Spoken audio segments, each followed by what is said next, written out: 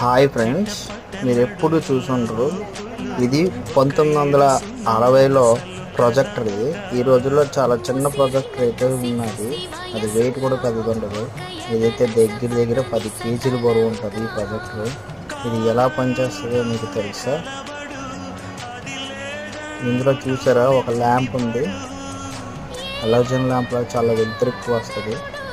ఇందులో నుంచే వెలుతురు అయితే మీకు వస్తుంది. ఇందులో నుంచి రిఫ్లెక్ట్ ఇక్కడ రీల్ ఉంటుంది అన్నమాట. హ్యాండ్తో తిప్పాలి. ఆ రీల్ స్క్రోల్ అవుతుంటే ఆ పిక్చర్ అన్నది మీకు చూపిస్తుంది. మళ్ళీ సినిమా ఆపేయాలంటే డోర్ క్లోజ్ చేయాలన్నమాట. ఇది ఎప్పుడు మీరు చూసుంటారు. ఇది ఒక యాంటిక్ పీస్ అంటారు కదా, అలాంటిది అనమాట. చూసారు అది.